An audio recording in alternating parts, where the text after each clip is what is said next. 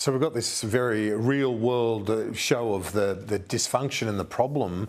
The voice, as it's being proposed, well, you've got a Labor MP, Marion Scrimgeour, the member for Lingiari, saying people can't have a view. They don't have a view of that right now because they're living in fear in Alice Springs. That was her take on it. She supports the voice, but says that this crisis has to be dealt with as at least in the very immediate term, Andrew.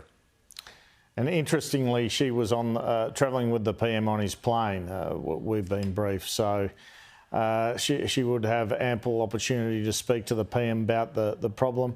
And I guess what she says makes sense. I mean, even from Anthony Albanese's point of view, Kieran, he won't be able to communicate properly about the voice until he's seen to have acted on this problem. So you can see where it's all heading. And here was Brendan O'Connor, though. He was the Skills Minister. He is the Skills Minister, should I say, and he is on with you shortly. We'll play this interview shortly, saying that the voice can help fix these sorts of problems once it's established. That's why we need it. The voice is required more now than ever because we've had decades and decades of failure when it comes to public policy in response to Indigenous matters. You have to say the last few days on this issue, Opposition Leader Peter Dutton has landed a few blows.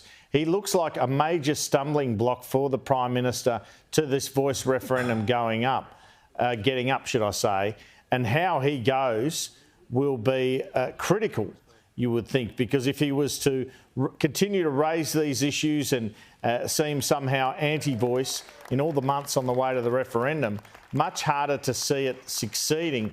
Big stakes here for both leaders. Here's just an example of what Peter Dutton's been saying. He's in Alice Springs too, incidentally, having a visit at the moment. This is what he's been saying over the last couple of days.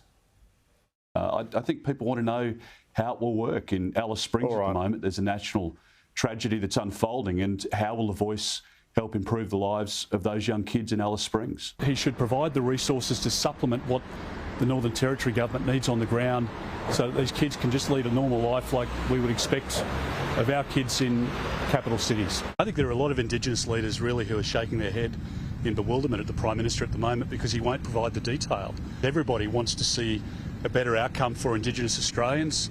Those kids who are in Alice Springs committing crime at the moment, in many cases because the environment at home is not safe to go back to. But the Prime Minister's proposed this change to our Constitution, the most important document we have in our country, and he's not willing to provide any of the details. If there is a strong Indigenous voice coming out of the Northern Territory at the moment that they want the Prime Minister to lead, to act and to help them out, but the Prime Minister is not listening to that voice, then I think most Australians would say, well, why not? I mean, what's his reason for not providing that support and that leadership?